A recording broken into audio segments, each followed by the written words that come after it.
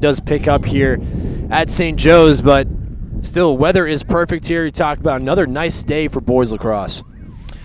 Wilton comes in on the season with a record of 7-3. They are 5-2 in conference play, currently third in the East, fifth overall. St. Joe's right behind them in the East, 3-3 in the conference, 4-6 on the season. They are the number 7 team currently in the playoff mix, as the Cadets will wear all white, moving from left to right on your screen.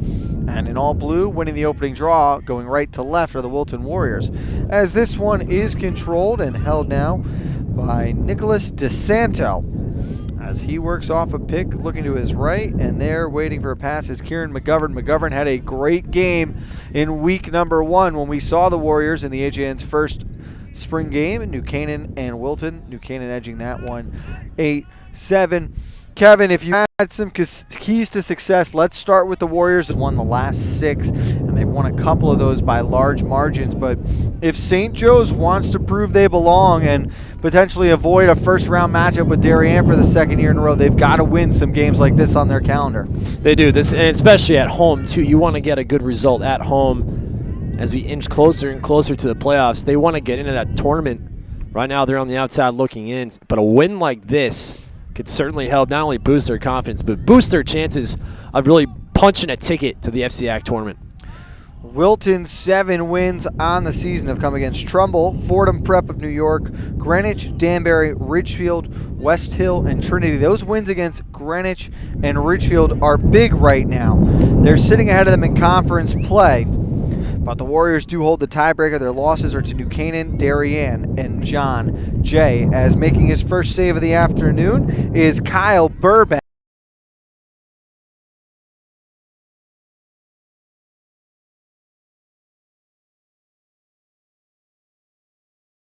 And now the Cadets with an opportunity for their first possession. You look at that schedule you talked about, Frank, with Wilton. A big result against Ridgefield, big result against Greenwich. And the Cadets able to answer. End-to-end is Jared Malazzi. We got to know him real well in the fall, but he makes an impact early here in the spring. It's tied at 1. Jared Malazzi using that speed like we saw on the gridiron. Going by defenders, nice finish there. Talk about an excellent wide receiver for the St. Joe's Cadets. So tied at 1 after 1 minute and 54 seconds, and a big answer from the Cadets. Both teams scoring on their first shot. As we mentioned, Kyle Burbank in between the pipes for the Cadets. It will be Andrew Calabrese for the Warriors. Sweeney and McGinley battling again here on the draw. Wilton coming away with it momentarily, but it was the captain, Kevin Faustich, who intercepted a pass, hands to Malazzi. And caught unsuspecting of a check was Brandon Zimnock, and now the Warriors take it right back. Up ahead, and this one finds Andrew Hoffman. Sent towards the cage, and finishing this time is Connor Drake. And just like that, it is 2-1 Wilton. Huge goal for the future Duke Blue Devil. And listen, if you're St. Joe's, that's unacceptable defense right there. You let Wilton go down the field, bang, bang, just like that. Great finish by Connor Drake, but where's the St. Joe's defense back there? It's 3-on-1 at that point, leaving the goalie out to hang. They get killed, though. You have the ball set up offensively. You're waiting for everyone to get in. One man gets caught sleeping, and it leads to the turnovers. Good job by McGinley on the draw. He comes away with it. Steps back around Sweeney. Enters into the box, and now the Cadets can set up. Looking to answer for the second time this afternoon. Faking a pass that time was Matt Labash. As he resets up top, guarded by Hoffman. Working from left to right. Malazzi calling for it at the X. He receives now just inside the goal line as he walks that yellow end line in the end zone.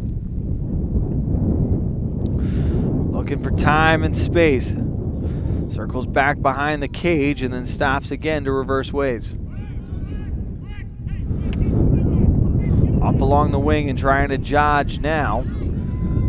While losing this one, and it's off to the opposite end. Warriors back onto the attack, looking to take a 2-goal lead as McGovern slows it down, goes behind the net to Drake, and it comes all the way across. Here's Brian Calabrese. Up high, Hoffman with that long stick, retreats back, and now he'll head to the bench as Joseph Murtha can slow it down and allow the Warriors to set up. Wilton was an FCIAC quarterfinalist last year. They played in the 3-6 matchup at New Canaan, where they fell 7-6, one of the best games we saw all year, and a tremendous effort from the Warriors despite earning the loss that day. As you can hear the wind whipping around the stadium, gusts upwards of 40-45 miles per hour are expected throughout the afternoon. We'll see how much of a factor it plays in this one. It's working towards the net, but an errant pass intercepted, and it's turned back over to Wilton. Again, Ryan Schreiber again. Second time in a row showing off that defensive skill for the Wilton Warriors. Stopping any transition play. See it again right there. You like that physical play by the Warriors. As Tyler Prevate comes away with it here. Good work on the ground balls early on by the Cadets. Great job by the Warriors on defense. Great strip. As that was Murtha that time. Sends a bouncing ball over midfield. Coming up with this one now is Calabrese. All the way across. Here's McGovern with it. McGovern guarded closely by Brandon Zimnock. McGovern trying to dodge, buy some time and space. That shot's off the crossbar, heading in our direction. Will it stay in play? No, and it's going back to the Cadets, as ruled closest to that one was number 23, Jared Newell, another one of the captains for the Cadets. They need him to be a big factor offensively today, Kevin. They do, and it starts with him. You got to get it to Jared Malazzi. You already saw him score. Those two are very good threats for the Cadets. As Newell tried to find Malazzi out in front, but escaping from the crease and picking up the ground ball was Andrew Calabrese, and now the Warriors back the other way with just about halfway gone here in the first quarter. Warriors a 2-1 lead. Goals from Murtha and Drake. At the opposite end, it was Jared Malazzi.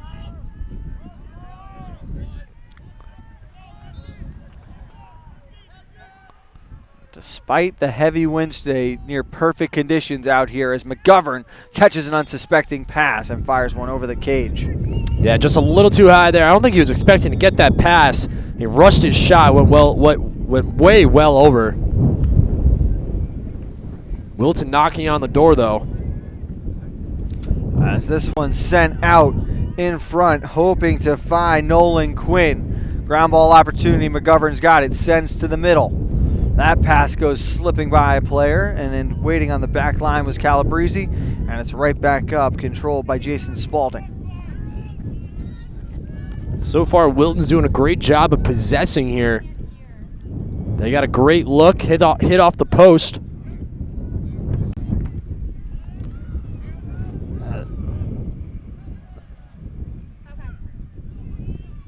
Pass out in front, short hop Spalding, and waiting eagerly in the crease to collect that one was Burbank.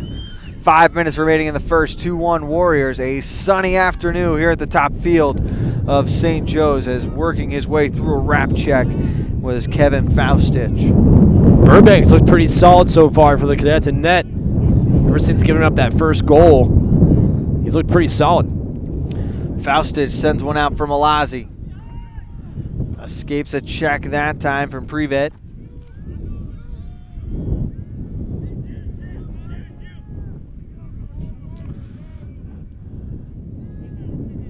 Slows it down now. Malazzi off the screen. Towards the front of the net. Shot on goal, and he gets his second of the afternoon with 4:23 to go. And we are tied up at 2. Great look there by Malazzi. You saw him the last couple possessions try and go for that wraparound. It wasn't there. He went back to it again, and he just has enough speed there that he can get by a defender and send it through. Great finish. So at the 7:37 mark, Malazzi finds his second, and we are tied at 2 as a cloud moves in, blocking out the sun here. So now we'll play in complete shade for the next couple of moments. with that win, the temperature dropped, as giving credit for the win is McGinley, as Sweeney called for the false start.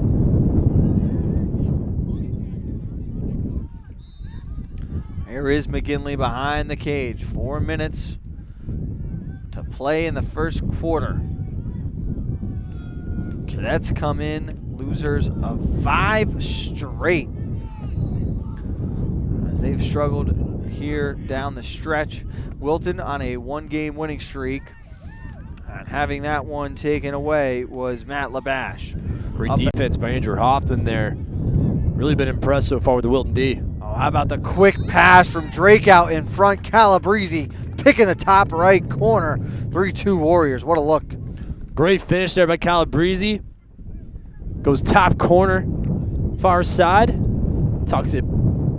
Beautiful finish there as it gets it by Burbank there. Well, they continue trading blows here early in the first, but Hoffman did a good job running in transition. Hit Drake, who got it out of the pocket like it was a hot potato.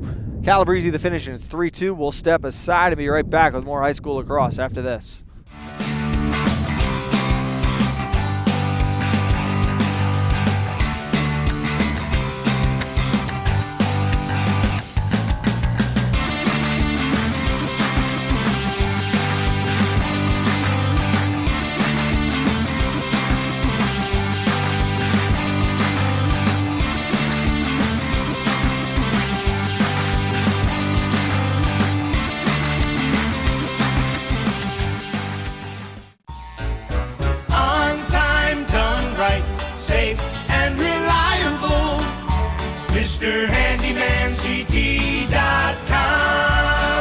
Let our satisfied customers tell it. I have called Mr. Handyman for every reason, every occasion, every broken item, every leak. They have bailed me out on many occasions, and I would recommend them to anyone. For any project, large or small. MrHandymanCT.com.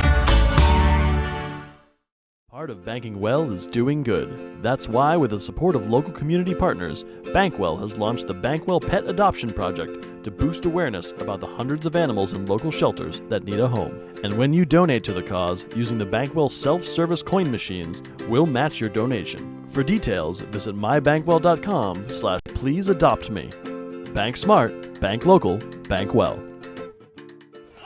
Have a sports injury or a slip and fall that needs immediate care? Coastal Ortho Express Urgent Care gives you direct access to an orthopedic specialist fast, without an appointment. Biking, golf, tennis, soccer, whatever the sports injury is, sprain or fracture, Coastal Ortho Express can help. Coastal Ortho Express Urgent Care open Monday through Saturday, now at 3 locations: 131 Kings Highway North in Westport, the iPark building at 761 Main Avenue, Norwalk, and 36 Old Kings Highway South in Darien. Or go to coastalorthoexpress.com, like them on Facebook. So that was an official's timeout, Kevin, back here at St. Joe's, as there was a separation between the net and the crossbar in the top left corner. They sent athletic director Kevin Butler out to tend to the wounded net. It appears to be patched up, so we're good to go. 3-2 the Warriors lead. Frank Renito, Kevin Coleman here at St. Joe's High School on a windy spring afternoon. FCIAC Lacrosse on the home of FCIAC Sports, the HAN Network. You know, right now the wind has died down, so it feels a lot better. Really have been impressed, though, with the way Wilton has possessed the ball. I know it's still early on in the first quarter, but they're doing a nice job being patient. As this one slips out of a stick, coming away with the ground ball there is Tobin. Took a stick up around the face, nothing called, and now back with it again. No, there it is.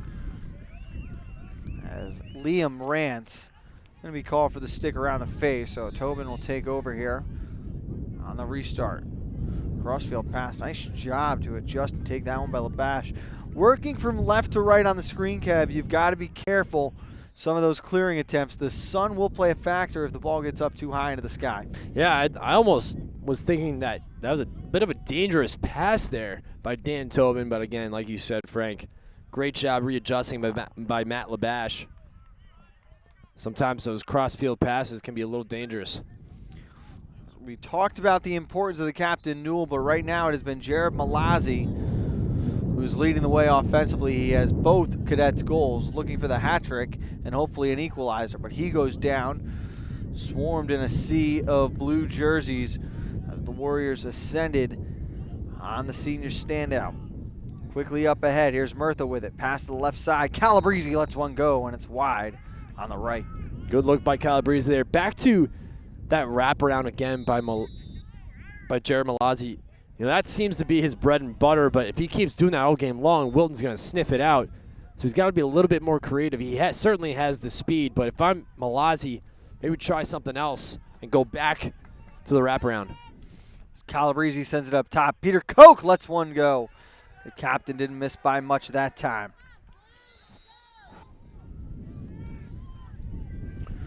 Drake behind the cage. Now Calabrese with it. Right side, McGovern. All Warriors right now with just under 90 seconds to play in the first.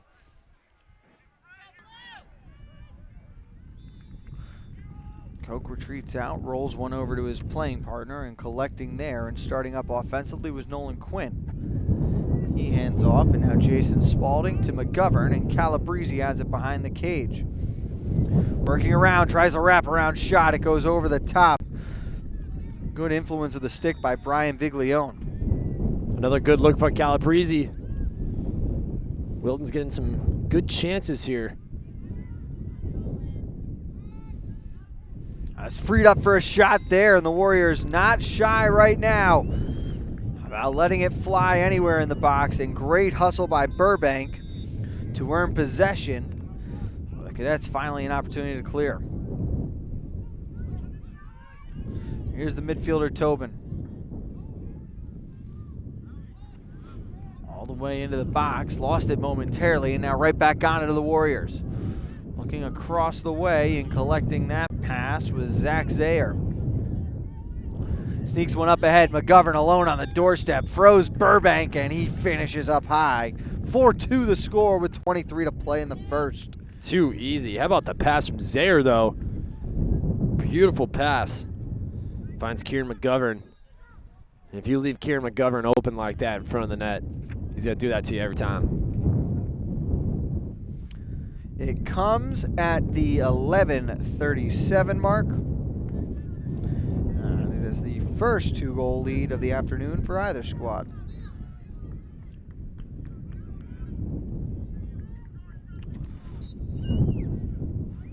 As again, it's McGinley and Sweeney on the draw. McGinley comes away victorious as Fosticks takes this one all the way towards the cage. Pass to the left side and going upstairs. Unable to finish. What a stop by Calabrese. 5 seconds left to play. He's going to hold it for a second and now fires one up. Calabrese to Drake. He got the shot off.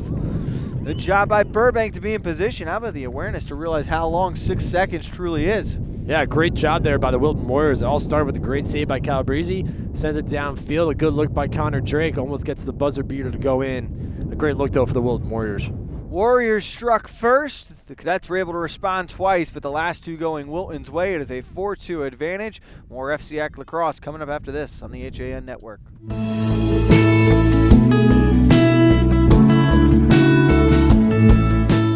At the Milford Bank, we offer an extensive selection of lending products and services to meet virtually any need.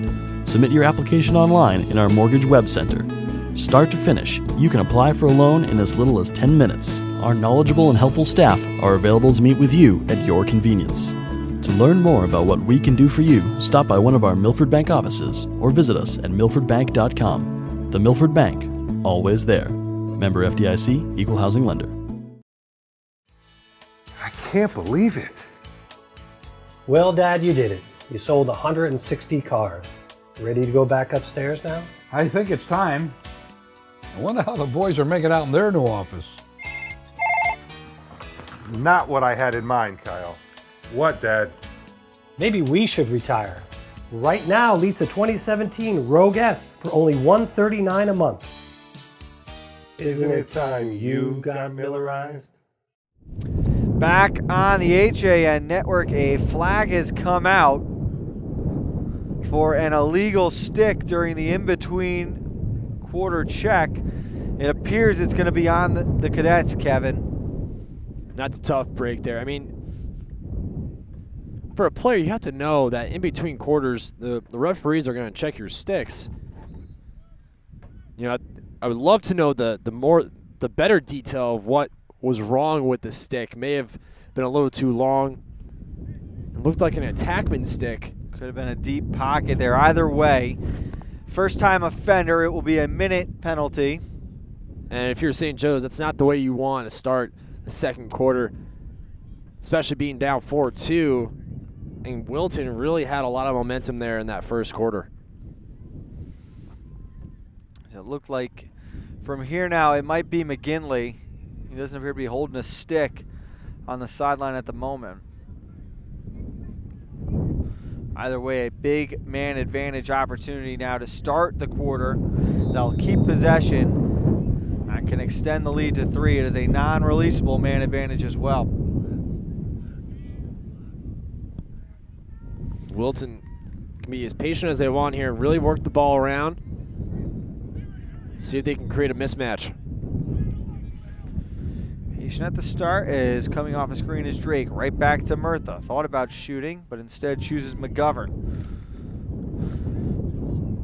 Plenty of options on this offensive attack as heading to the front of the net.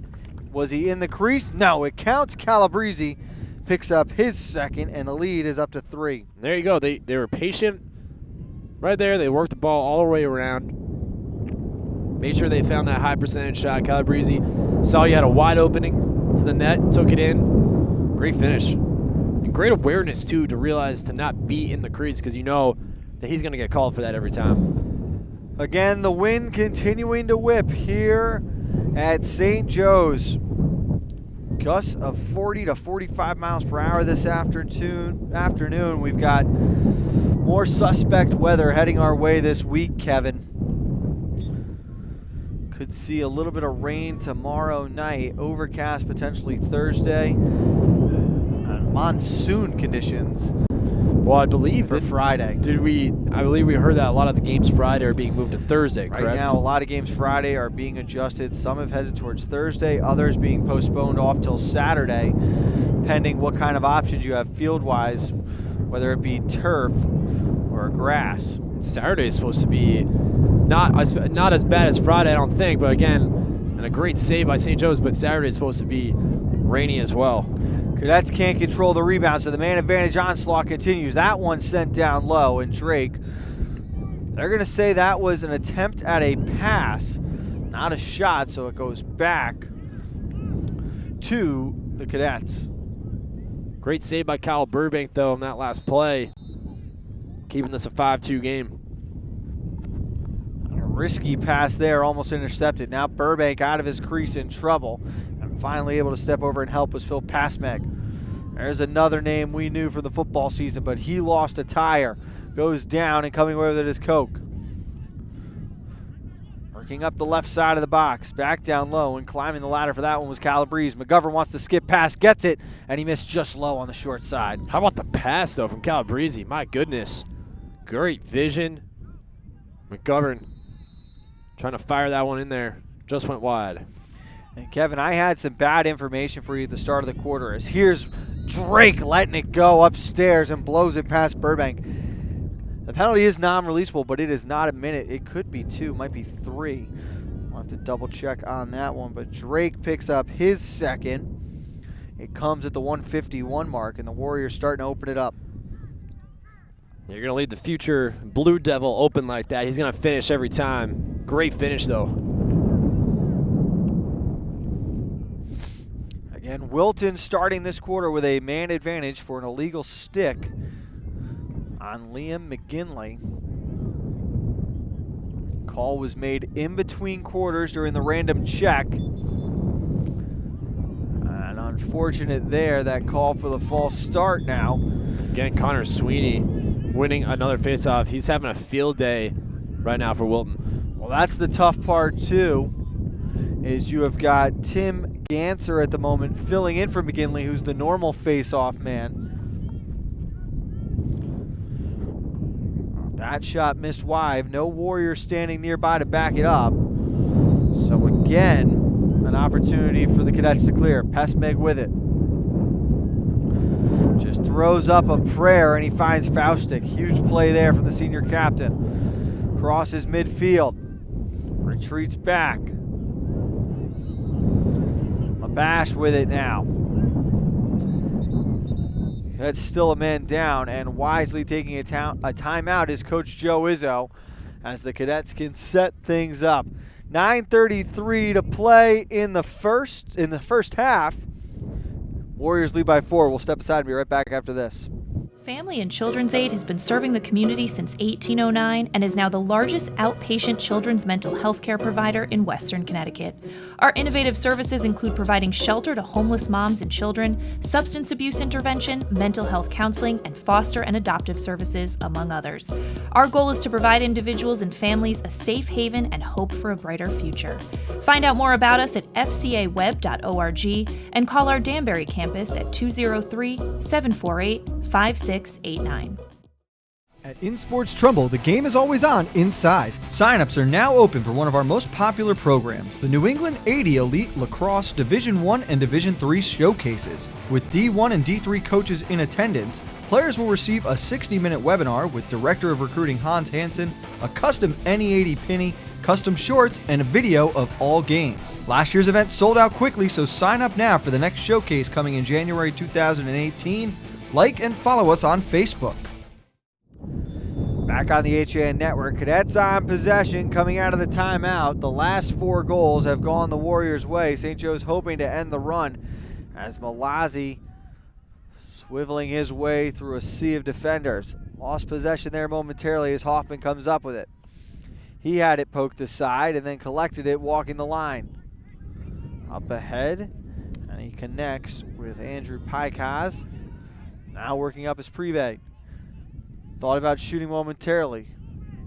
Lost a mouth guard there as well. And he loses possession as well as Pesmeg up ahead. We are back to even now as the 3-minute non-releasable penalty has been served. 2 goals for the Warriors on the advantage. Picking up the loose ball there and trying to let it go was the captain Newer, but he couldn't put it on target. No Cadets in the area, and it's right back to Wilton. That's just got to be frustrating right now, as St. Joe's has not had an extended possession in quite some time, Kev. They haven't. They need to get back on possession here. They had the opportunity. They were on fast break. Saw Malazzi there. Yeah, it definitely is frustrating if you're a Cadet right now, especially seeing this. You're seeing how patient Wilton is right now on offense, working the ball around. But it's the Wilton defense, I think, that has really stood out to me, Frank. They played excellent so far. St. Joe's 4 wins this season have come against Brian McMahon, Norwalk, Stanford, and Wamago. They have lost to Notre Dame of West Haven, New Canaan, St. Dominic's of New York, Darien, Trumbull, and Ward. As Burbank might have got a piece of that with the right foot. Yeah, that was a tough loss against Ward, losing 9-8 in overtime. They'd love to have that game back. Double overtime for that matter, and of course the guy who scored the game-winning goal, Gareth Gassetta for the Mustangs, is one of our Athlete of the Week nominees. Make sure you go online to HAN.network and vote for your choice for your Week 3 Spring Athletes of the Week. As now up ahead in transition, Calabrese back to Drake, hesitates, goes behind the back, and Burbank stood tall to make the save. Connor Drake getting cheeky out there on us. Nice save by Burbank, keeping this a 6-2 game. Snagging that one out of the sky was Tobin, using one hand there. Hands over. Controlling now is Zimnock. Down to Newer. Calabrese meets the task as he tried to beat him up above the stick. Great save. Goalies trading saves at both ends now. Up ahead is Hoffman. Looks to his left. Winds up for the big shot. The bounce shot went off the post. Controlling the rebound was Viglione. He puts it down, and Burbank quickly up to the captain, Faustich. It's the second time Wilton's hit the post this half. A great look by the defenseman, Hoffman.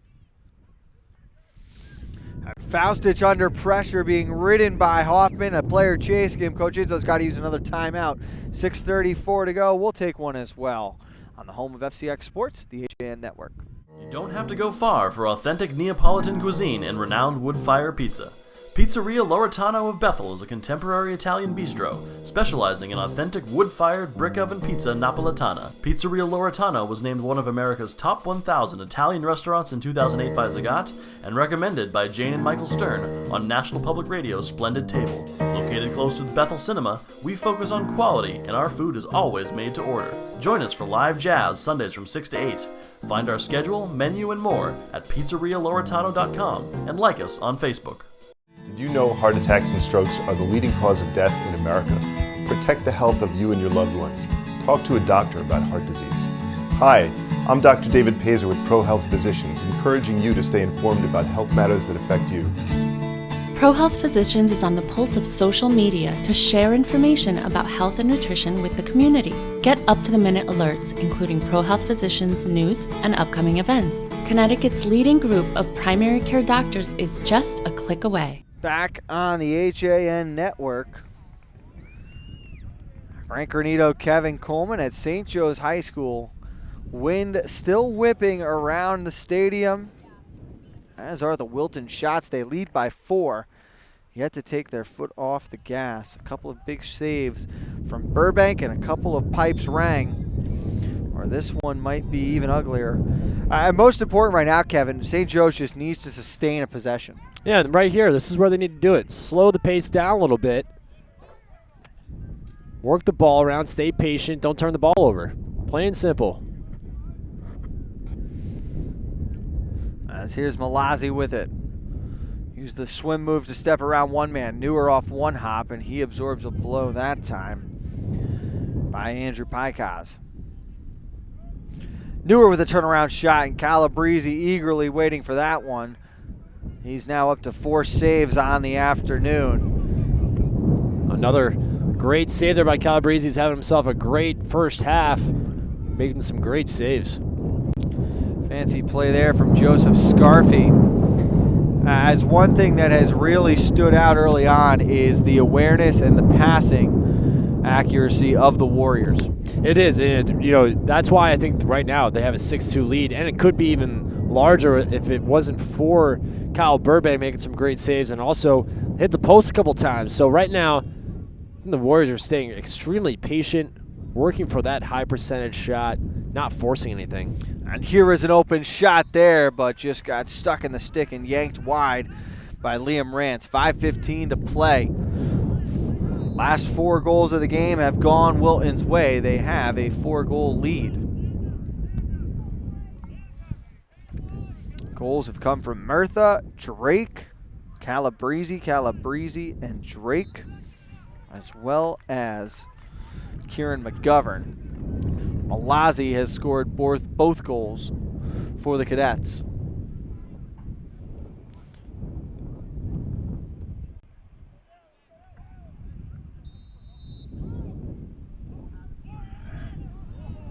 Has a bad turnover here, and able to beat Burbank down low was Calabrese.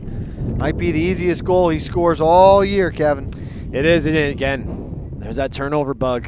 It's just hitting St. Joe's right now.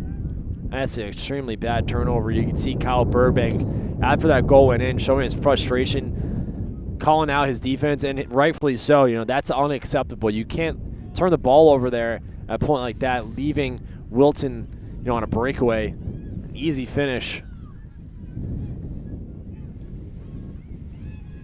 5 unanswered, and it is 7-2 in favor of the men in blue.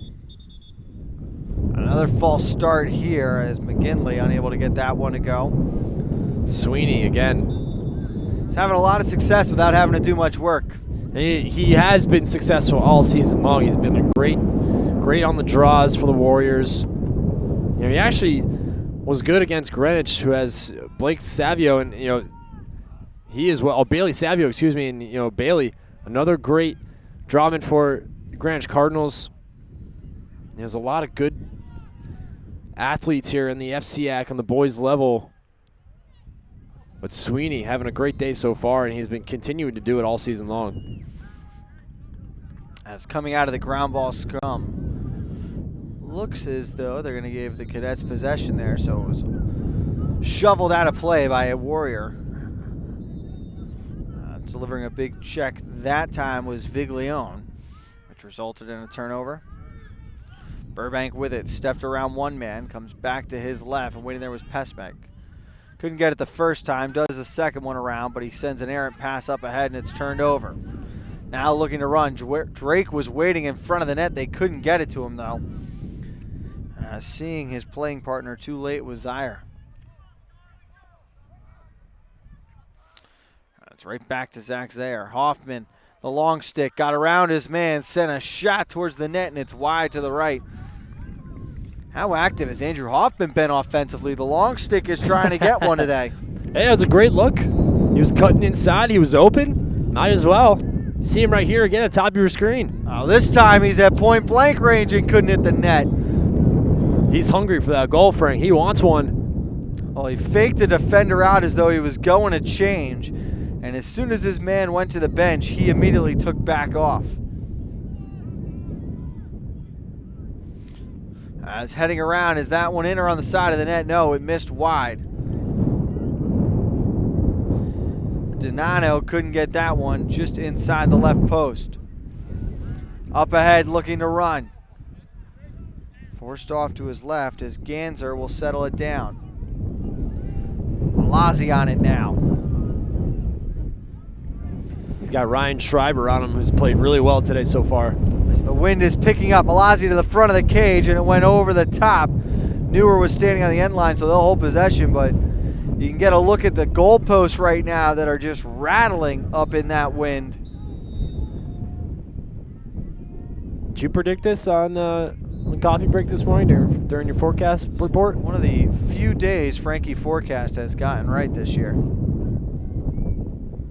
You know, the people rely on you to get their weather. Thinking about a shot here, but choosing wisely instead to retreat back.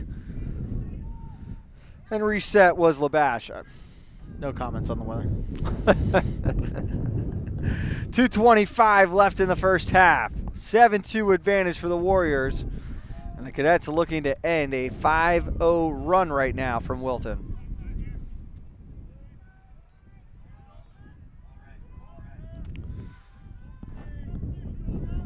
Here's Yoguez.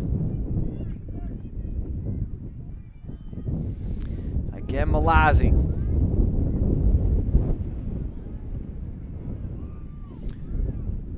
Tried the stutter step, turn around, comes back towards the left side, up top again. Calabrese might have got a piece of it, and coming away with the rebound now is Zaire. Another great save by Calabrese again, having a great first half. Up ahead, and here's the Warriors. Going to be called for the offensive foul there. Might have a moving screen. Now Zinnock's in trouble. Put it down on the floor. They scrum for the loose ball, and coming away with it was Donano. Calabrese to the middle. A long stick spins away. Donano working towards that left hand, and now Calabrese wisely will slow it down. With 90 seconds to play in the first half.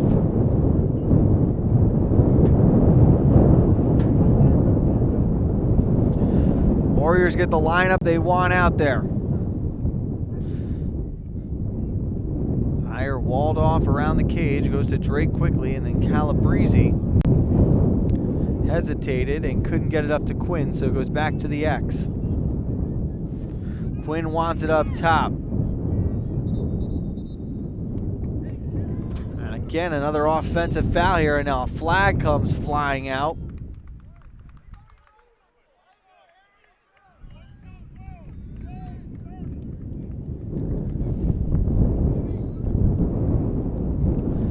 There's some sort of a misconduct. I don't think the official appreciated what was said. So a 30-second man advantage opportunity now for the Cadets with 1:03 to go. Might be the best offensive opportunity they've had since early in the first quarter. This is big for St. Joe's right here. If they can get at least a goal going to the locker room, they'd love to get that. Get momentum back on their side.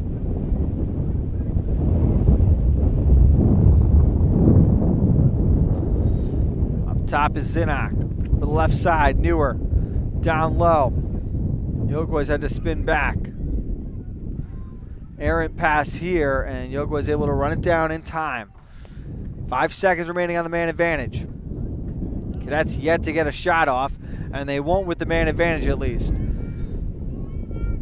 Left side now, the sun covered again as it starts to cool down a little bit here.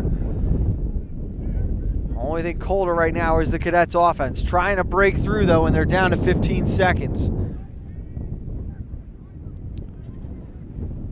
Pass out in front, couldn't be controlled. Running over and winning the race that time was Will Litton. Loose ball at midfield, skips over the 50-yard line, and that is the way the first half will end. The Warriors 5 unanswered, including 3 in the second quarter, hold a 7-2 lead at the half. We'll step aside, but before we go to break, let's send it back to our Shelton studios. Kate Chaplinsky has an HAN in-game news taped up for you. I'm Kate Chaplinsky, and this is your in-game news update on the HAN network, bringing you the latest local news for Tuesday, May 2nd.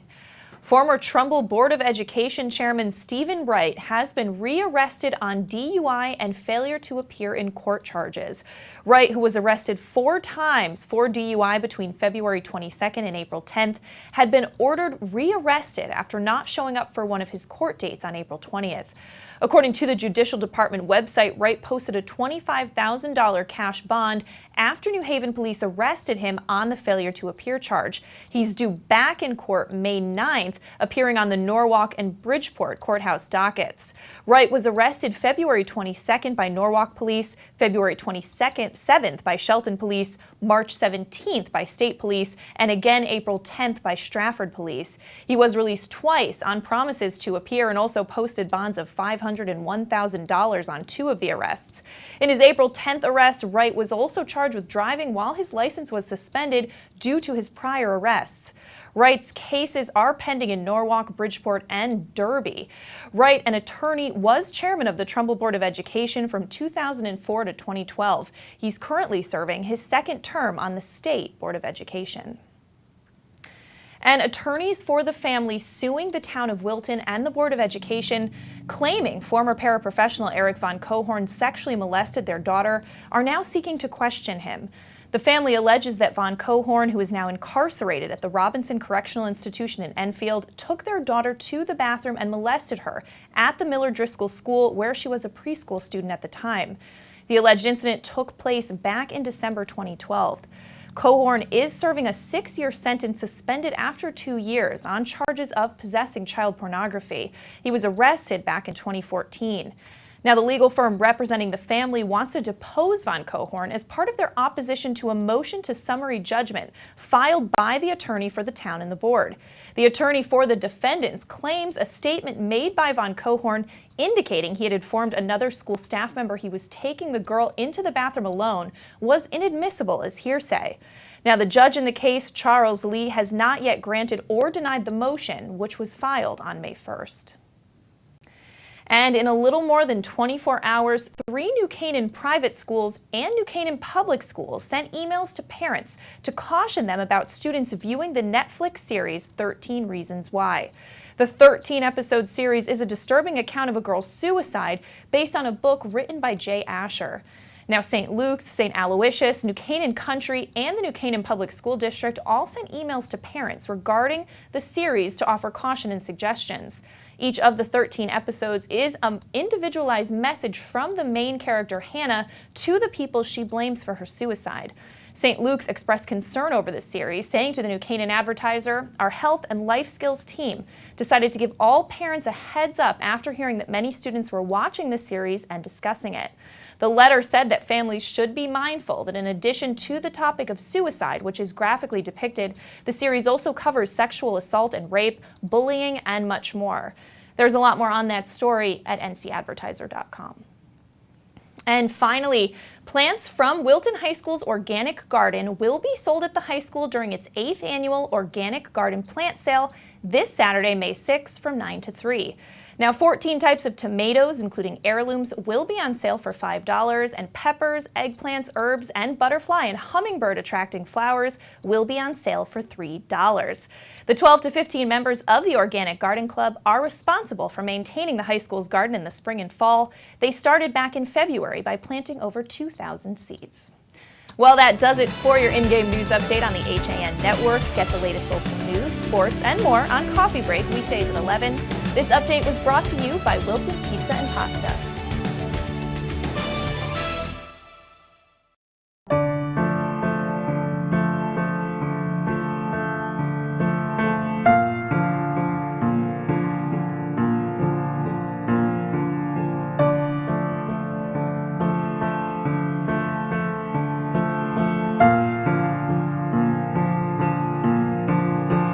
Pizza to satisfy even the most demanding critics.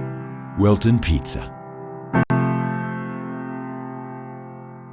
Want a new experience in car buying? No aggravation, no confrontation, just answers to all your questions. Scap Chrysler Dodge Jeep Ram. Car buying the way you want it to be. With one of the largest selections of new 2- and 4-door Jeep Wranglers available, we are Connecticut's Wrangler headquarters. Located in Fairfield, Connecticut, we're easy to get to. Just 2.5 miles off the Merritt Parkway, exit 44 via Route 58 South.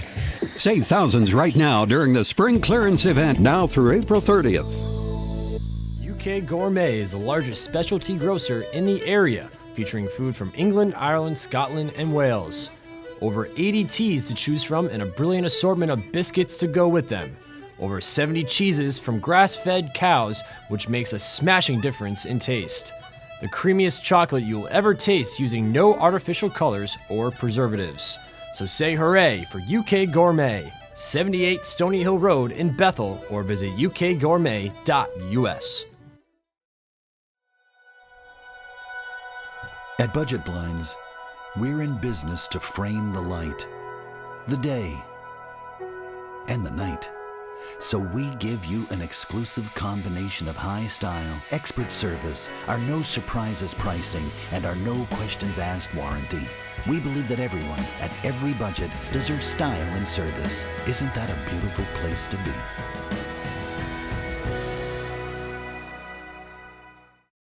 The new fishing season is fast approaching, so it's time to head over to the dock shop and get your gear in order.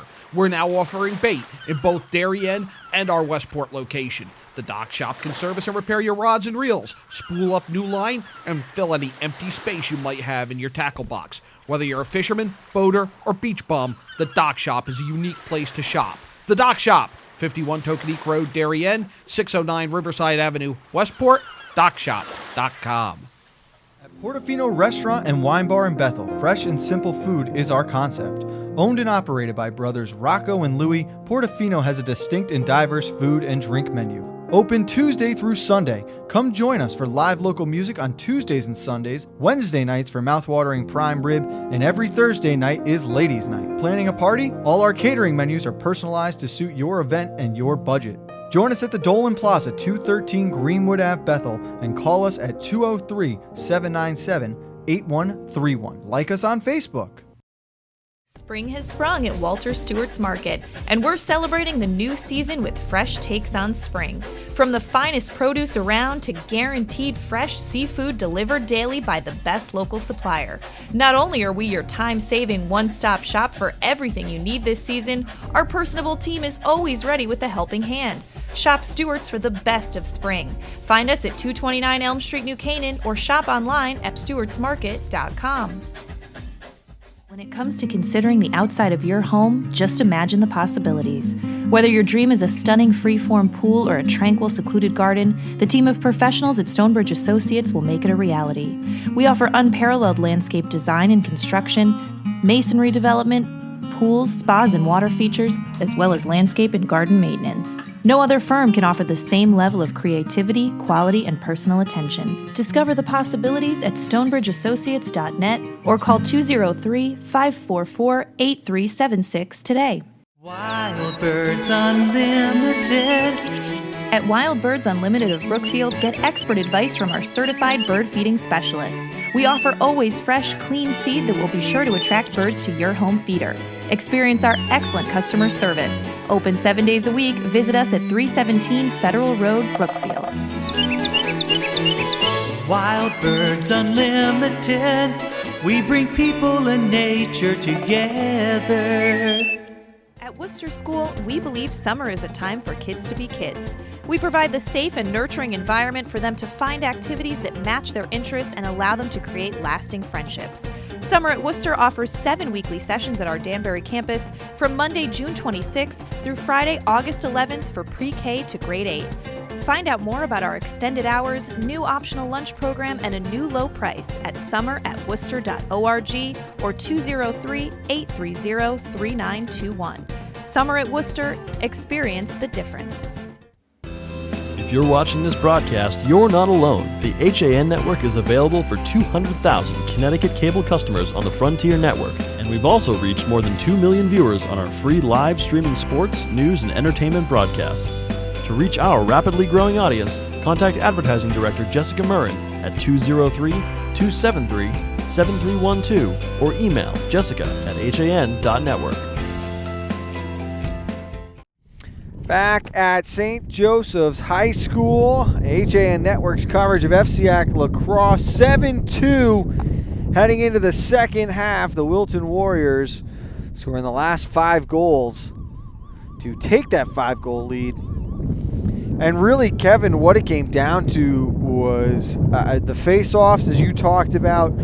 Sweeney was dominant, and it was almost working smart, not working hard, winning many of them just by default. But turnovers killed the Cadets, and they really didn't have possession after that second goal in the first quarter. Yeah, it was the turnovers that killed St. Joe's in that first half. You got to give credit, though, to the Wilton defense. I thought they really did a nice job stripping the ball away from some of the attackers of St. Joe's, and Calabrese in net has made some nice saves as well. Right now it's all Wilton. Question is, what kind of St. Joe's team we're going to see coming out of that locker room? If you are just joining us, we're dealing with 35 to 40 mile per hour winds. It is gusting, as Kevin mentioned, especially up at the top of the hill here on campus.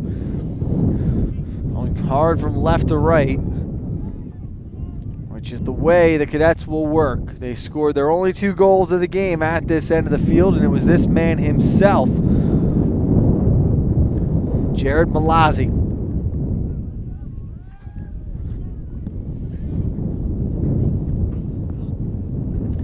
As he works around the net mouth. Errant pass here, and it comes back over midfield, so quickly turned over again. And it's going to go back. Oh, no, yeah, they're going to call Calabrese for a hold at midfield, as Viglione was battling with him to keep it on the right side of the 50. And here is Jared Newell with it now. They would love to see the captain get going offensively. He has been so good for the Cadets this year, but held in check to this point today as that shot just popped right out of his stick. Great defense coming from Hoffman again. How many times have we said that today, Kevin? Yeah, Hoffman's so good on defense. Well, look at him right here. He's got the speed. He's got the awareness to bring it upfield. He's trying to get a goal, too. We saw him try and strike it in a couple times. As this one rings off the crossbar, heading for the left sideline, and Drake earns possession. You had Hoffman running the break with Stribber that time. The 2 long sticks playing catch back and forth before Calabrese sent one off the iron. That's got to be the 4th bar the Warriors have hit today. Yeah, it's not their friend so far. They've had some great chances. Talk about McGovern hitting the post a couple times in that first half. As Murtha will not be able to hunt that one down. It's out of play and turned back over. And I know it's a 5-goal difference right now, but Burbank is not to blame at all in this. I thought he played very well, had some big saves. At the other end, Andrew Calabrese was just as good. He has 6 saves in the afternoon. I'd say 2 or 3 of those Wilton goals scored. Looks like there's some trying to get that ball off the field. There's an extra ball that came onto the field. But Burbank has made some saves that have looked terrific, that have kept this a 7-2 game. But the ones he's let in, there were some that the defense just broke down. And there's nothing you can do as a goalie for some of those that went in. As with it now is number 3, Brandon Zimnock, as this one comes all the way up top. Back around, and now Malazzi on it. We're back on the air tomorrow. Softball from Darien as Calabrese again reading the wraparound try. And then re-entering the crease after he had vacated it. So it's turned right back over. A couple of careless turnovers here from the Warriors. Uncharacteristic to what we saw in the first half. Especially with a 7-2 lead, you want to come out firing still. And to turn the ball over, you're giving St. Joe's opportunities to get momentum back on their side and possibly plant a comeback. Lazzi wants to isolate. Guarded by the short stick, that's DeSanto.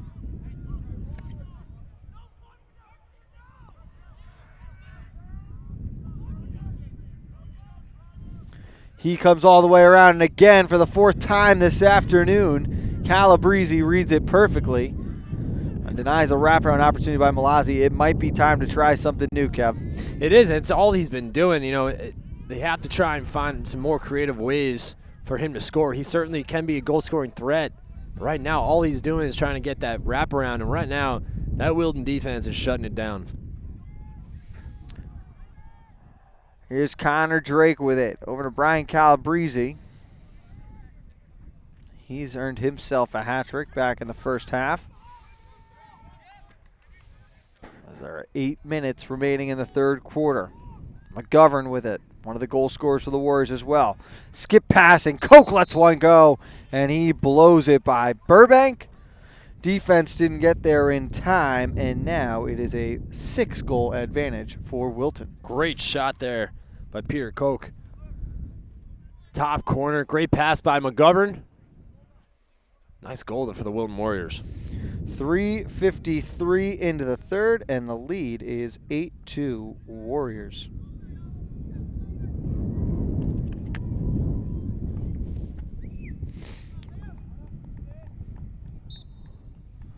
We've got girls lacrosse going on behind us, Kevin. The JV game getting underway. The Ridgefield Tigers coming away with a win over St. Joe's in the varsity game, which started at 4. That being played on the bottom field here at St. Joe's High.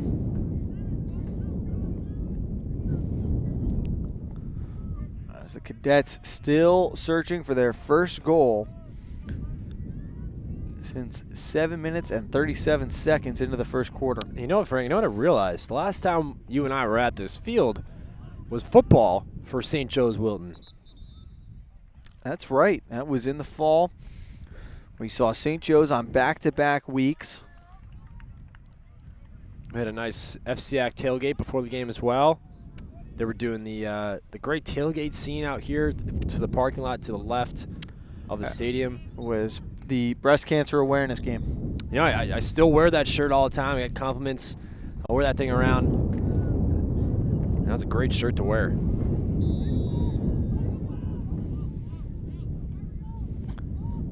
Not the same result we saw that day, though, as the Cadets took care of business on the football field right from the get-go. But today, it is the Wilton Warriors who are handling the Hogs on the lacrosse field. 8-2 they lead, 7:15 to play in the third. As the Cadets have started to slow things down offensively, hoping to find the best available shot as Newell lets one go, but he misses wide on the short side. That was a good look by St. Joe's. Just went wide the net. Good idea, though. You know, that's what they need to keep doing. Just fire shots on net, regardless if they go in or not. Still have to put up shots. Stepping into one here and missing wide again. This time it was Zinnock. And again, I like that shot choice. Keep firing away. You're down 8-2 right now. Just keep shooting the ball.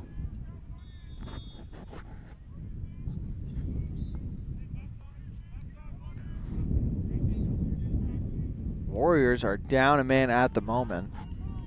That's a great save by Calabrese there. Use his foot there, kick save and a beauty.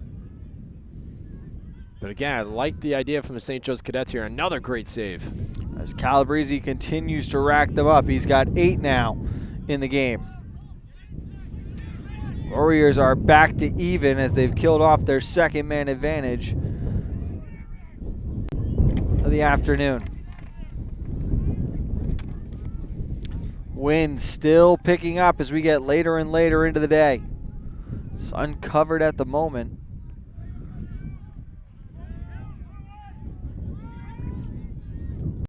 And Wilton back on the attack. Pass out in front, couldn't find McGovern. Calabrese. It's on the right side. Back up top and slowed down by Nolan Quinn. Short side, here's Spalding, and it's Calabrese again. The brothers have led the way offensively in an illegal pick, and it's turned over now. 4th turnover of the quarter for the Warriors. Opportunity for the Cadets if they hustle, but they're forced to slow things down. Good job getting reorganized defensively by the Warriors.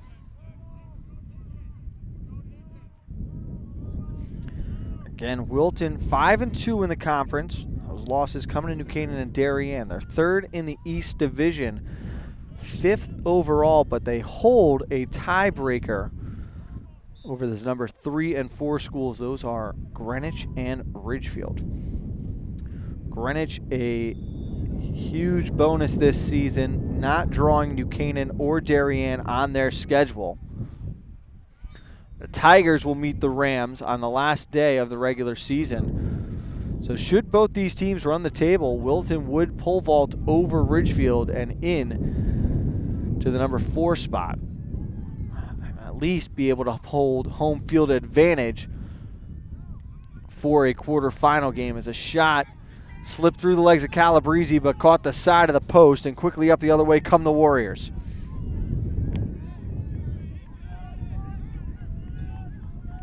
Will Litton with it. Hands to McGovern. Quickly to Drake. Now knifing his way through the center of the zone defense, but not taking the pass there was Scarfy. And you bring up the FCIAC playoff picture, Frank. You know, I know Darien's is in a class in itself, but you talk about New Canaan, Wilton, Greenwich, Ridgefield. You know, it really is. Those teams really could make a difference here, and see a great goal by the Wilton Warriors. What a pretty play there. McGovern have everyone fooled, thinking he's about to shoot, and standing all alone on the back door was Brian Calabrese. I lied. I said the goal off the turnover was the easiest one he scored all year. I think he'll take that one right there. Beautiful pass by McGovern. Left wide open and all alone is Calabrese. And anyone can finish that. That's a nice finish for the Wilton Warriors. You're right. We've talked about it a little bit throughout the season, just the playoff picture, where everyone stands.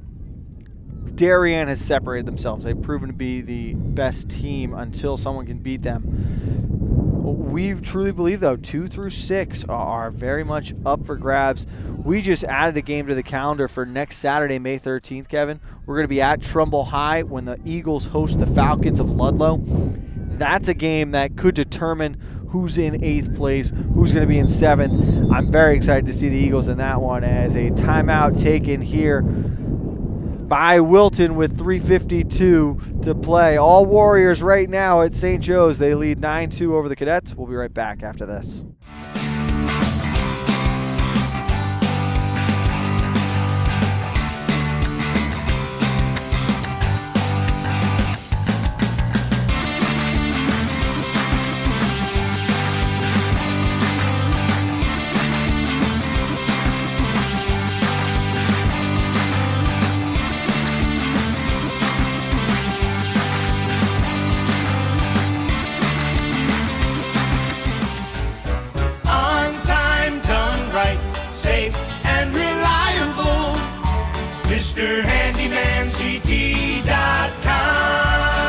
Let our satisfied customers tell it. I have called Mr. Handyman for every reason, every occasion, every broken item, every leak. They have bailed me out on many occasions, and I would recommend them to anyone. For any project, large or small. MrHandymanCT.com.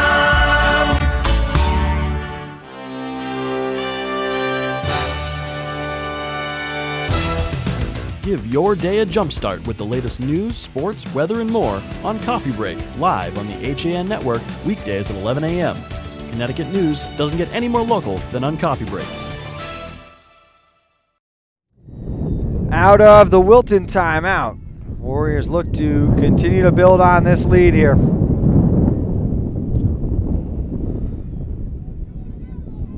Just amazed by this win, Frank. I mean, it's May 2nd.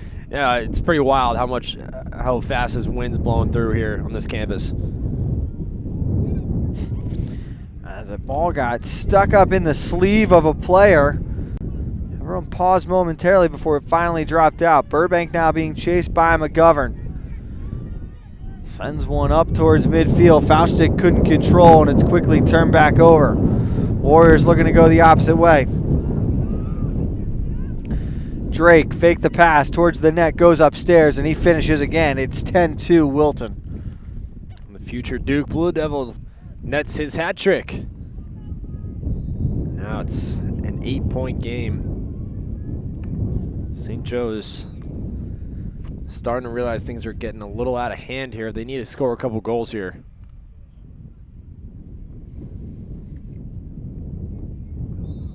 St. Joe's has not scored in over 2 quarters of play. Credit the defense of the Warriors and Andrew Calabrese in between the pipes. He has got 9 saves.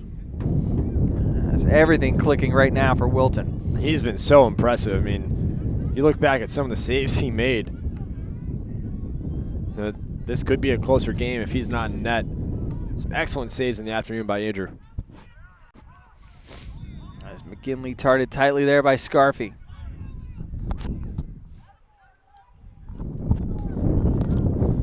Hands off to his playing mate Labash. He goes behind the net. Comes back to the short side, turns around, and Calabrese waiting again on the side of the net. I'm sorry, you got to try a different play. You do. I mean, you got to try something else. Work the ball around at least. As that pass was just too hot to handle, it handcuffed Donano, who was standing on the doorstep. And now the Warriors almost getting a little too cute and selfless, trying to share the love.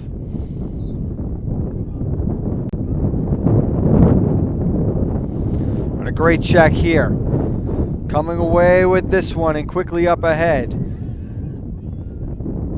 Scarfy controls now. A couple of long sticks stuck on the offensive end. Hopping around in front of Schriber. He wants one. Still waiting eagerly on the offensive end, and now he'll head for the bench.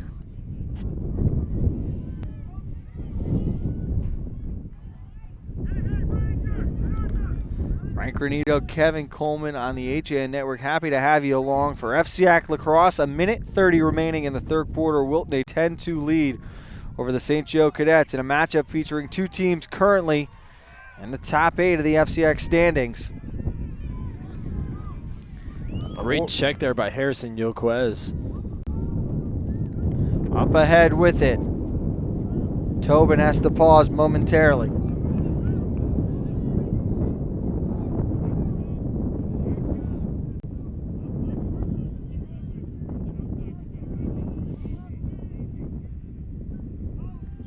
Final minute of play in the third quarter. St. Joe's has not scored since there was 4:23 remaining in the first.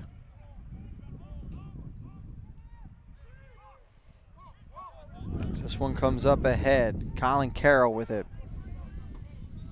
Hoffman controlling. He's been very active offensively. Now hands back. Cross-court pass, and it was not connecting as Donano couldn't control it. Faustic here looking for help. Sends one out to no man's land, and waiting there is Koch. Captain's got to be better than that. Bad turnover. Hoffman, the big bounce shot, and it got hit by McGovern in front. Tried to scoop one in there.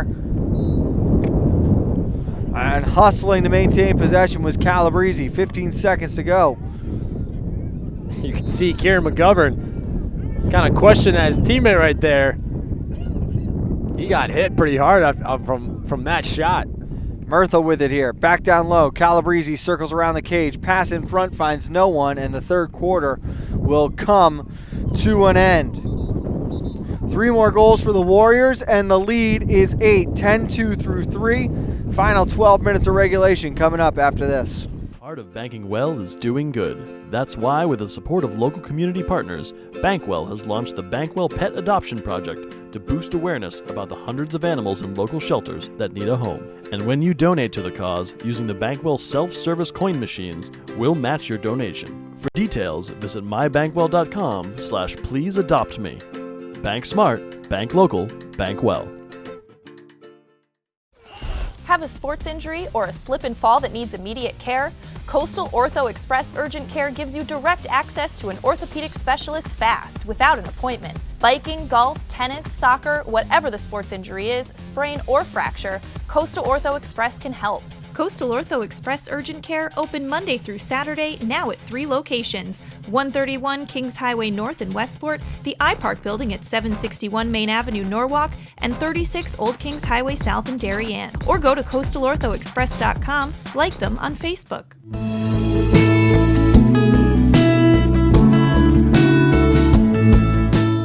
At the Milford Bank, we offer an extensive selection of lending products and services to meet virtually any need.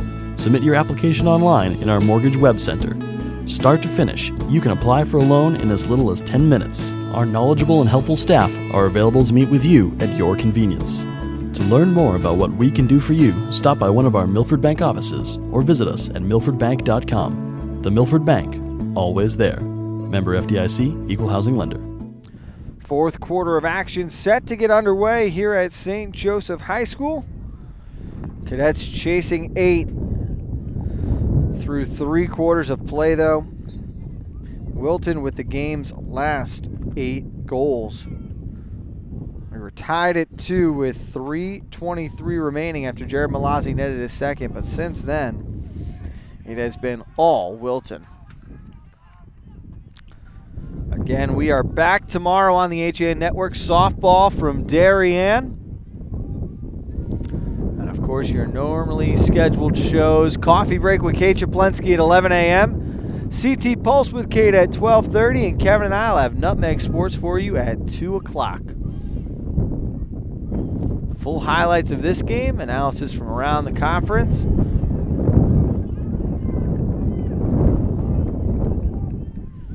As Faustik's going to let one go here.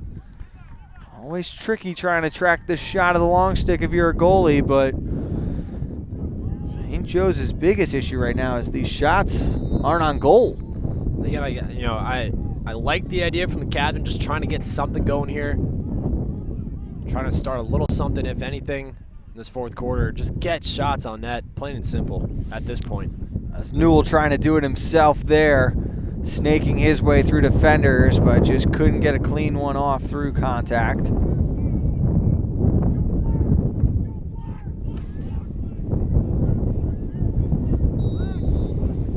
As they readjust Malazzi closer to the sideline. A little stutter step shook Hoffman momentarily, buys time and space. Oh, he's got to shoot that, Frank. Maybe one move too many.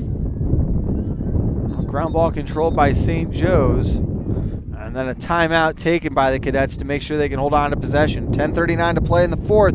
We'll step aside and be right back after this. Family and Children's Aid has been serving the community since 1809 and is now the largest outpatient children's mental health care provider in Western Connecticut.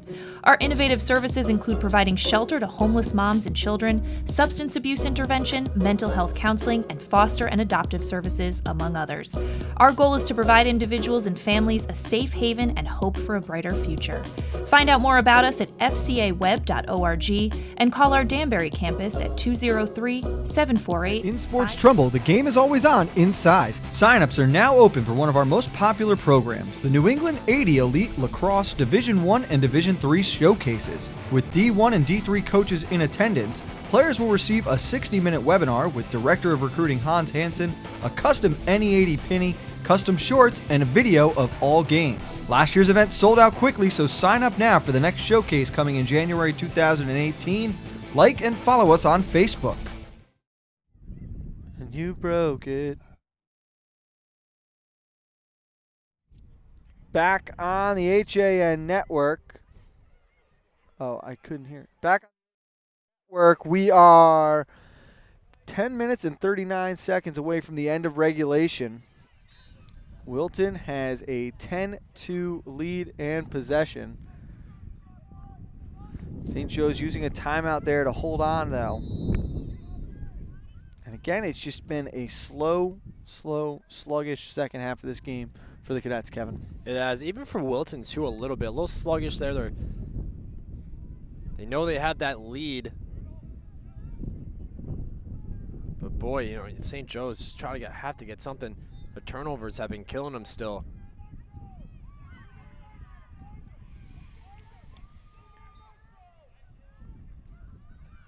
As up top, now working down the right side is Zimnach. Resetting behind the cage, here's Newell. Spins back towards the net. Shot went down low and off the post wide. That's a good look for St. Joe's. Keep going right off that. Best chance they've had in quite some time. Newell still held scoreless to this point in the game. Trying to shake free for his first. Zimnach with it. He works all the way around the net. Sends out in front, and getting his first touch now is Joe Grindoid. Bash with it. All the way around the cage. 2 screens set, but he's still guarded tightly by Scarfy. Correction, that's Stribber. Doing the defensive work there for the Warriors.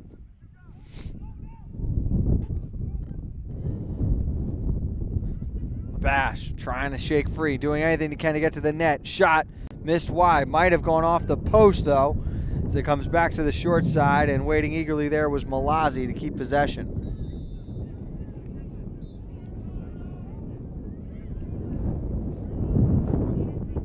Malazzi towards the front of the net. Skip pass here, and then that shot sails well over the target as Grindrod couldn't get one off cleanly. Wind picking up again. Newell towards the front of the net. Big bounce shot here. Again, another great opportunity for Newell. Try and get a net in there for St. Joe's. But this Wilton defense, again, stepping up big time. As Litton up ahead. Saw Will Litton on the gridiron for the Wilton Warriors during the fall. Part of that three-headed monster in the backfield for the Warriors.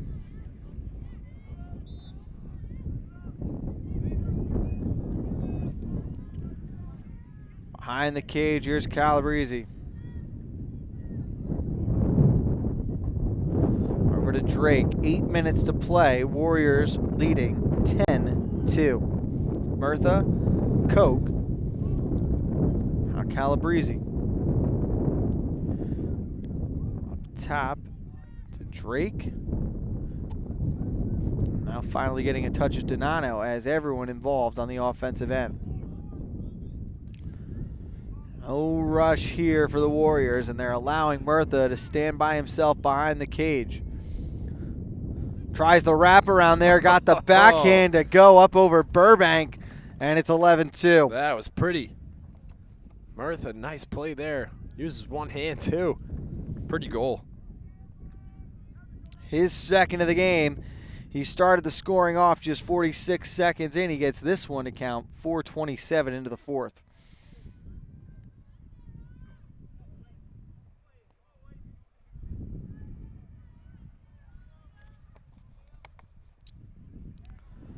That'll be Sweeney and McGinley again on the draw.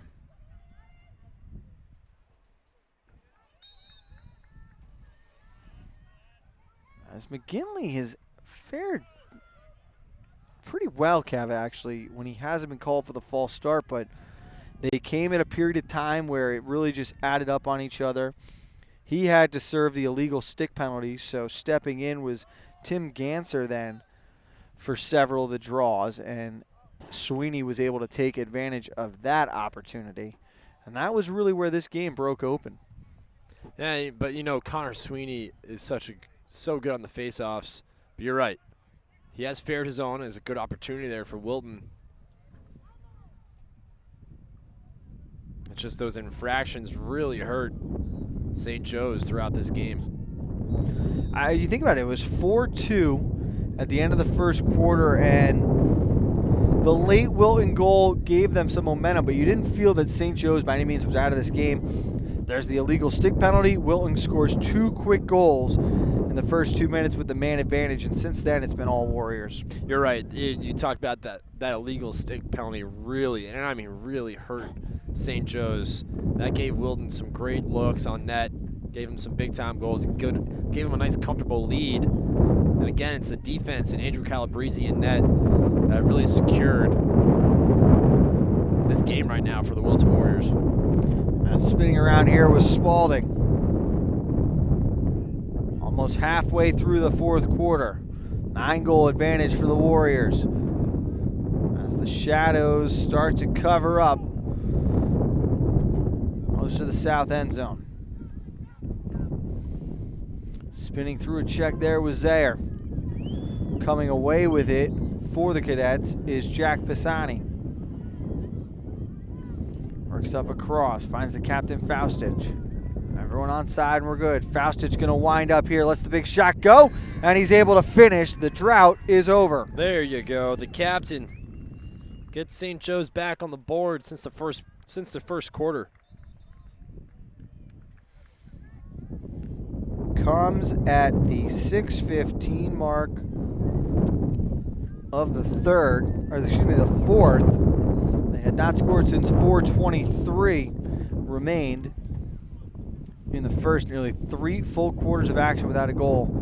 And Faustich just played very well. He had an opportunity not too long ago, just missed, but able to straighten it out the second time around. Listen, it's not easy to score with the long stick, too. So credit Faustich there. Great finish. A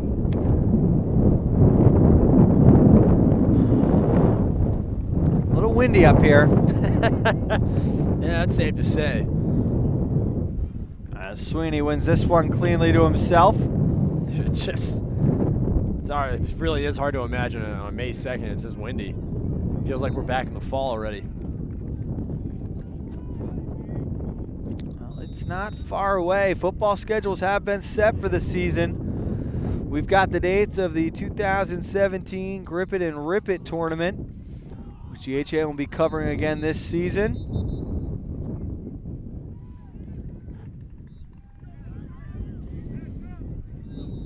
Before you know it, we'll be back on the air with FCIAC Tailgate, getting ready for our opening game of the FCIAC season. These St. Joe's Cadets, Kev, they're going to be taking on the New Canaan Rams. 2 teams that played in state championship games last year. That's good work here by Delbash. Looking forward to seeing Coach Marinelli again. Is that game at Dunningfield? I believe it is. Cannot guarantee that we will be doing that game that weekend. We'll also have a rematch of the Class L, Double L championship game. Richfield and Darien, week 1. That's going to be a great game. Richfield looks to get some revenge on a Darien team that looked to get their identity back after losing a big class. They haven't quite won 40 straight games, but the Darien football team has won almost 26 games now in a row since they last lost in the state championship against New Canaan in 2014. What's it going to take for Darien to lose in lacrosse and football? What's it going to take? Perfect performance. A near perfect performance, if not perfect. We almost saw it on Saturday. You look back, you almost saw it on Saturday, and you almost saw it on the Turkey Bowl, too. That's right. You think back to it. New Canaan shot themselves in the foot. You can't spot a team like that, 24 points, and expect to win, and that was exactly what Coach Marinelli said, but the lacrosse team and that program is an absolute different monster, as St. Joe's is going to spend their final timeout with 4:19 remaining. They trail by 8. We'll see what's in store. Final 4 minutes after this. You don't have to go far for authentic Neapolitan cuisine and renowned wood fire pizza. Pizzeria Loretano of Bethel is a contemporary Italian bistro, specializing in authentic wood-fired brick oven pizza Napolitana. Pizzeria Loretano was named one of America's top 1,000 Italian restaurants in 2008 by Zagat, and recommended by Jane and Michael Stern on National Public Radio's Splendid Table. Located close to the Bethel Cinema, we focus on quality, and our food is always made to order. Join us for live jazz Sundays from 6 to 8. Find our schedule, menu, and more at pizzerialoretano.com and like us on Facebook. Did you know heart attacks and strokes are the leading cause of death in America? Protect the health of you and your loved ones. Talk to a doctor about heart disease. Hi, I'm Dr. David Pazer with ProHealth Physicians, encouraging you to stay informed about health matters that affect you. ProHealth Physicians is on the pulse of social media to share information about health and nutrition with the community. Get up-to-the-minute alerts, including ProHealth Physicians' news and upcoming events. Connecticut's leading group of primary care doctors is just a click away. Back at a windy St. Joe's field atop the hill. Somehow, Kev, it feels like the wind is only getting stronger now later in the day. You can see the flags over here. If you look behind the stadium, you see the softball field. Those flags are whipping back and forth. It's only even windier up here. As Malazzi shook free momentarily, but the shot sailed wide. Newell working the back line, comes up with the rebound. Looking out in front, no help coming. Now tries a turnaround shot. It's off the side of the net. Battle for it by the crease, and Calabrese able to corral and collect. Well, the wind might have caught that pass. It sailed over the intended target, but it's going to work out. 80 yards ahead, Donano was waiting for it. And Pesmeg was unable to walk the line and keep it in with 3:43 to play.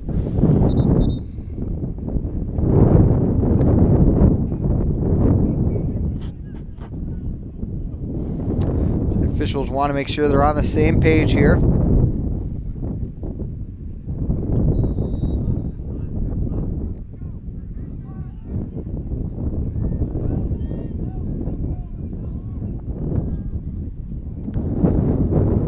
Left side. Now up top, working with this one, is DeSanto. And if I'm Wilton with an 11-3 lead with a little over 3 minutes to go here, try and work the offense. Try and work on some things in a game situation that you'd want to do against good teams like a Darien, like getting ready for the playoff time. Work around, create some plays here. Don't try and be too cute with the ball. So we've got a lot of the second line attacking midfielders in, as well as defensively for the Warriors, getting valuable experience here for those younger players. This is a St. Joe's team, Kevin, that qualified for the FCIAC last year. They took a lump on the chin from Darien, which there's nothing to hang your head over. It's a program on the rise. They're doing a lot of the right things. But this is a Wilton team this year that, despite being fifth in the conference right now, is almost underrated. You think about how tightly they played New Canaan, lost by 10 to Darien, but we know how storied this program is and how good this team could be. You're absolutely right. We've been discussing about this all season long, how underrated this Wilton team really is.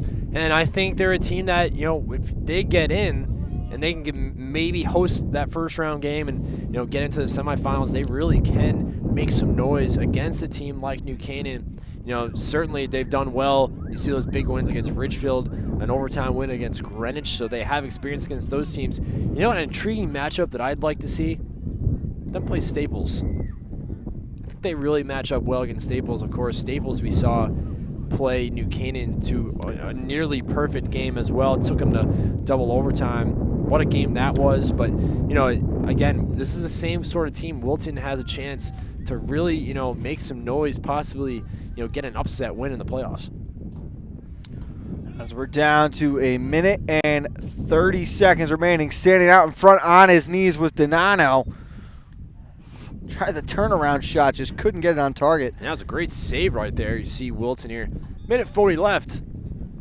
Work the ball around here. Maybe practice some plays you've been trying to work on all year long that you quite haven't gotten to yet.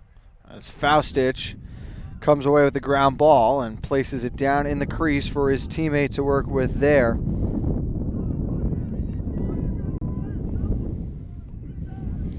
No Staples on the calendar, as Kevin mentioned, but Wilton will next go to Fairfield Ward on Friday before hosting Yorktown, Ludlow, and then finish on the road at Norwalk and New Fairfield.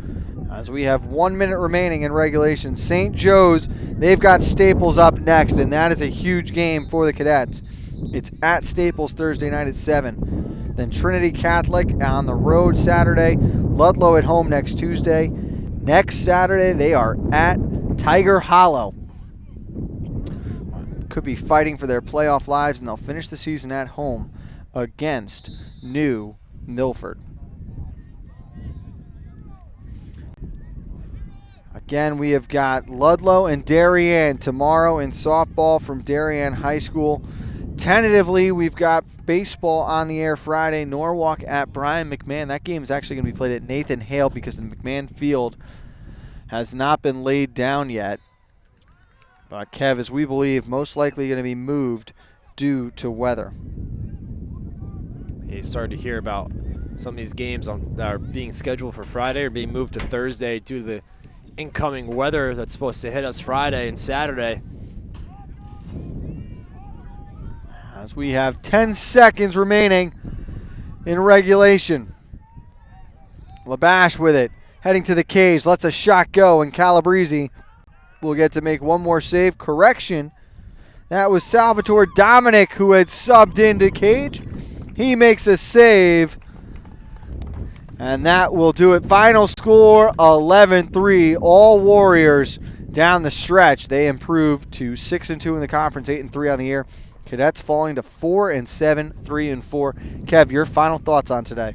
I thought Wilton came here and did a great job. You know, that first quarter was quite competitive. It was just that illegal stick penalty I thought really opened the door for Wilton to extend their lead, and they sure did, extending it. And it was all Wilton from that point, and you got to credit the defense for Wilton. I thought they were excellent. Andrew Calabrese in net was stellar, and this is a Wilton team that I think is gonna be a threat come playoff time. Big win for the Warriors as they get set to travel to Fairfield Ward, and St. Joe's heads on the road for a huge matchup against St. Joe's. We're back with you tomorrow morning, 11 a.m. as always. Coffee break with Kate Chaplensky. You can catch Kevin and I on Nutmeg Sports at 2 o'clock. 4 o'clock from Darien, we've got softball, the Falcons, and the Blue Wave. Final score, Wilton 11, St. Joe's 3. We thank you for tuning into the home of FCIAC Sports, the HAN Network.